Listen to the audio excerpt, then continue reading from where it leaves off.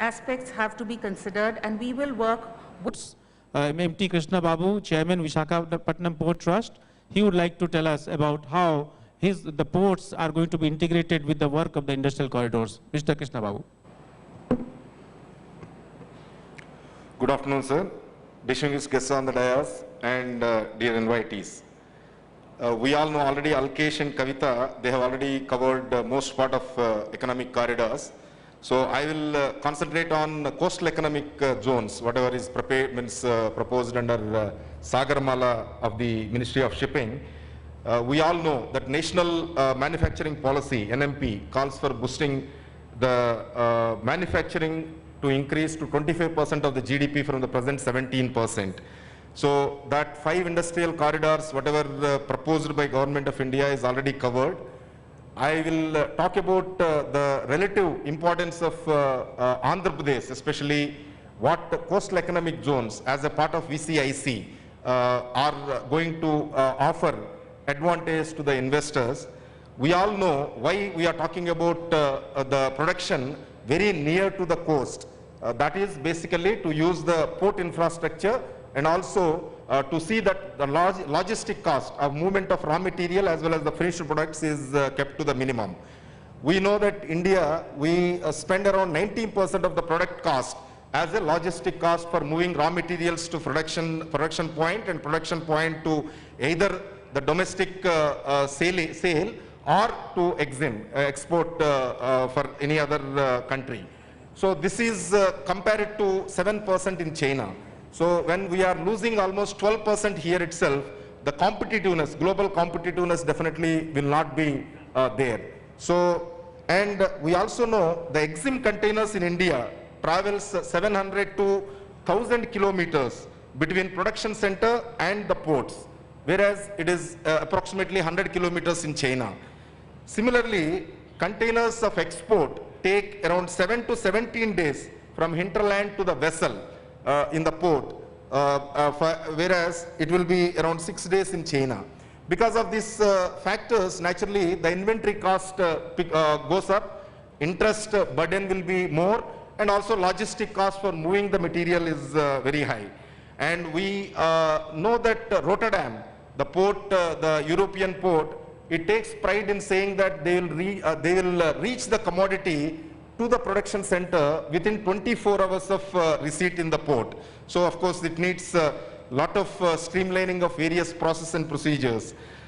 Now, what are the basic things we have to concentrate? The modern port infrastructure. Honorable Chief Minister is here, who is taking up large-scale development of ports. Almost his vision is every district has to have a port. But at least in a near future, we will be having at least one port for 100 kilometers of 976 kilometers of AP. Definitely, this gives a logistic advantage. Most modern ports being available within 100 kilometers of each of the port. Then evacuation infrastructure.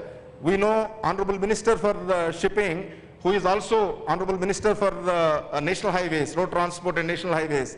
He is giving a lot of focus on creating infrastructure to connect ports to the nearest industrial nodes. So once that is achieved, and if the coastal economic zones are within 30 to 50 kilometers of the port and also from the coastline, which laterally spread, which already VCIC, the Kavita has already told you regarding the nodes in the entire coastline.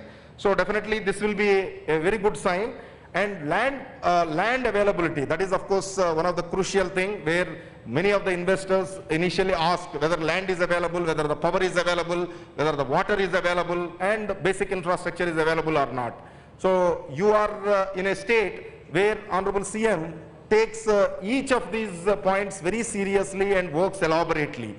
Land pooling, very successful model.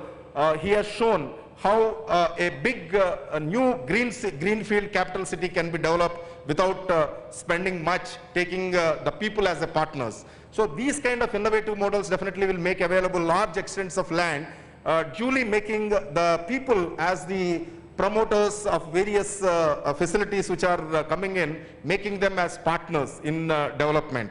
And we know that Andhra Pradesh is a state, power surplus state, and water is not a major issue.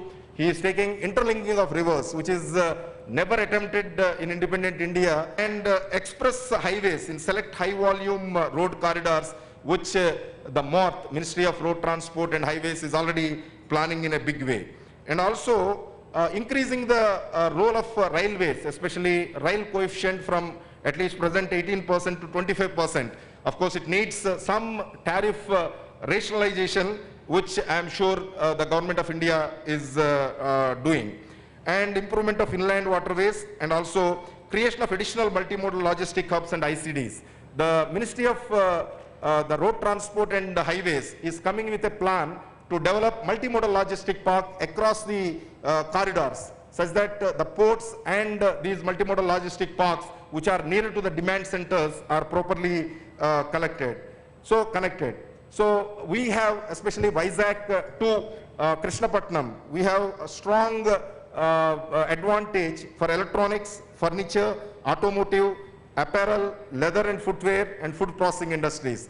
As per the study done by McKinsey, as a part of Sagarmala, these 6 items are selected for this particular region, especially north VSE, means Vizag Chennai corridor, where Srikakulam to Vijayawada, it is petrochemicals, cement, apparel, food processing.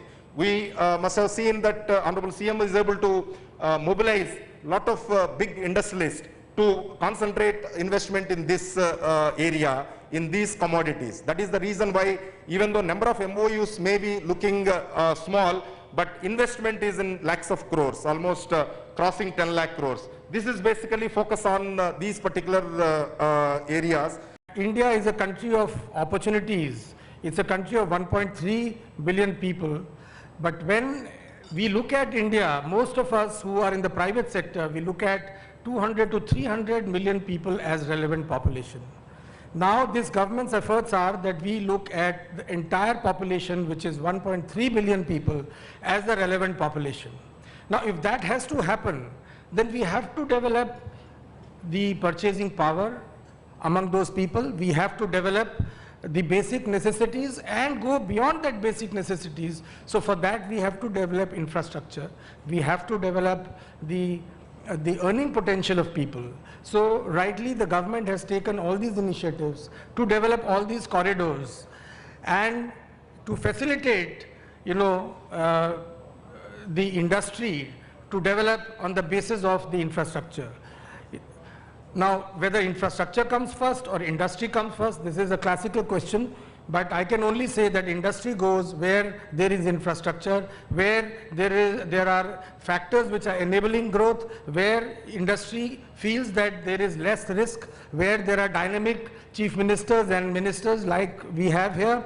So basically what we have to do is to create and to facilitate the groundwork for industry to happen, to come. In India, today we are seeing that, like Mr. Babu said, there are industrial corridors, there are areas of excellence which have been developed, but we have to take it all across the country. The Sagarmala project, which has been started by the Ministry of Shipping under the Honorable Minister and the Prime Minister's guidance, trillions of dollars in infrastructure, and the time that we have is next 10-20 years. Gadkari for transport, road, highways and shipping. He is driving the unprecedented growth of national highways, roads and shipping, inland waterways in the country to implement Honorable Prime Minister's vision of providing world-class infrastructure to our country. I request you, sir, to kindly deliver your special address.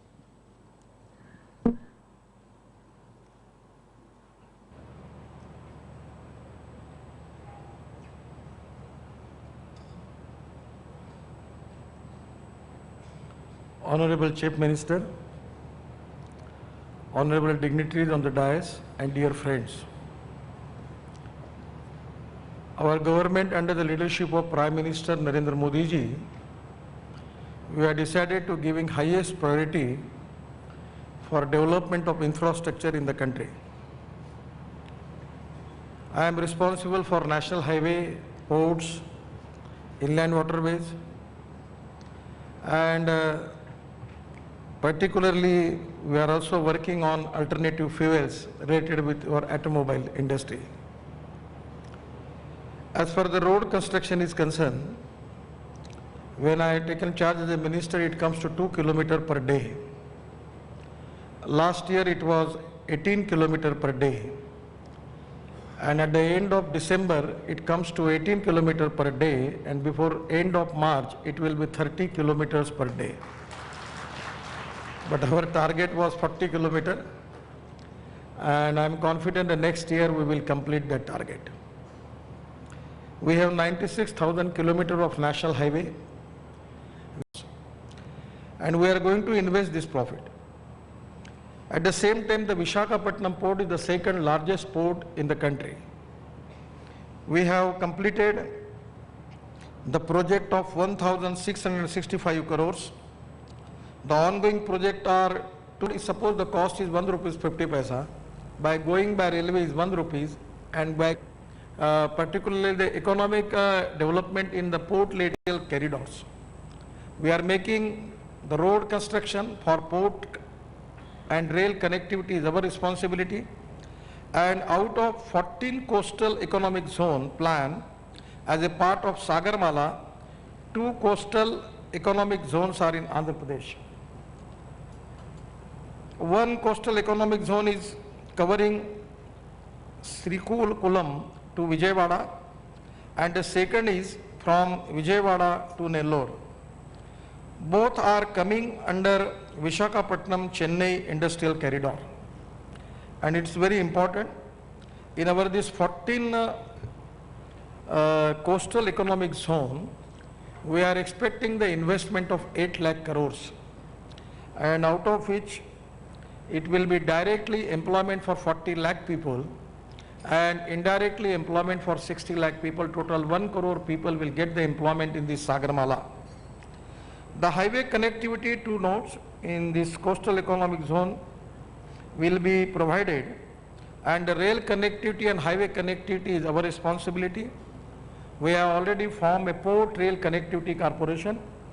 We have started the rail work, and our planning is before the end of this our 5 years, we will at least start the railway work more than 1 lakh crores. The land, power and other infrastructure is responsible for the state government, and this coastal economic zone will be developed at a cost of 10,000 per zone. At least in Andhra Pradesh, we are expecting the investment of 20,000 crore for this coastal economic zone. Lot of detail is given by my colleague to you, and total infrastructure investment will be around rupees 1 lakh crores. It's created 2016. Agreement for formation of ACV signed between Government of Andhra Pradesh and Inland Waterways. But now we have taken a decision that we are making a subsidiary company in Vizag Port, and we will merge this company into that, and Vizag Port's profit are there. Our idea is to use that profit for the development of Buckingham Canal. Honorable Chief Minister, we have turnover of 5,000 crores in dollar. In our 2 projects, 2 ports, we have. It is easy to take any material from Mumbai to Dubai or Mumbai to London, but it is very difficult to take material from Mumbai